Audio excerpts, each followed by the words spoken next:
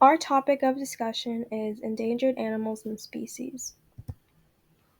A primary issue we face today is the reduction of population among numerous species. Organisms are classified by the International Union for Conservation of Nature, the IUCN, into extinct, extinct in the wild, critically endangered, endangered, vulnerable, near threatened, and least concern.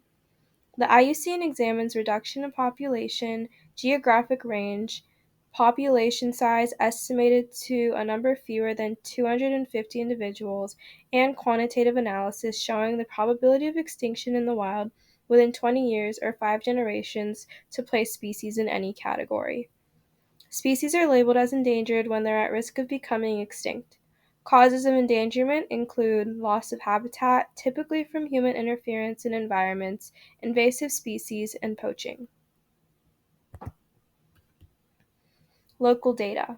We currently have 140 endangered species in San Diego and 1,500 native species. These include San Diego fairy shrimp in the coastal Southern California, the Stevens kangaroo rat in the low desert, the mountain yellow-legged frogs in San Jacinto and Palomar Mountains, and the California gnatcatcher in the coastal sage. Specifically, the mountain yellow-legged frog, one of the local endangered species, currently has an estimated population less than 200 frogs in the wild. It is threatened by trout predation, drought, livestock grazing, habitat destruction, and pollution.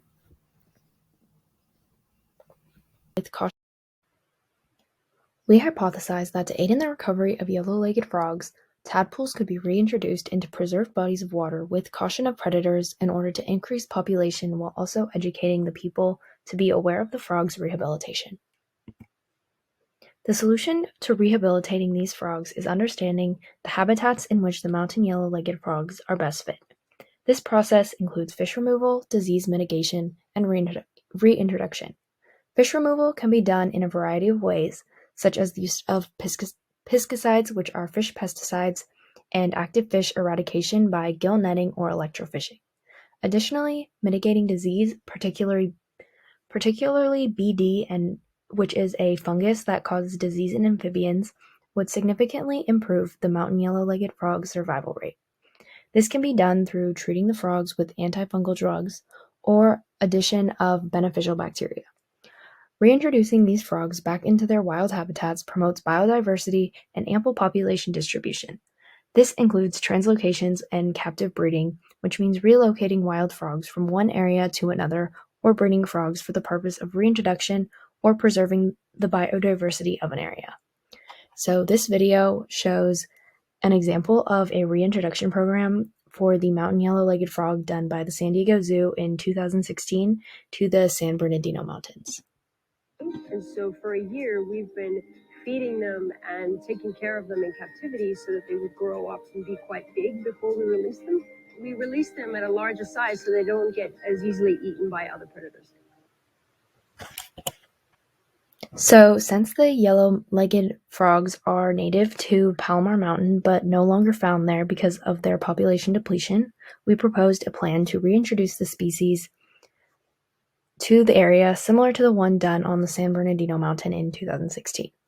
So, using the rehabilitation and conservation plan with fish removal, disease mitigation, and reintroduction by translocation and captive breeding, it would be possible to return the mountain yellow-legged frog to its native habitat on Palomar Mountain.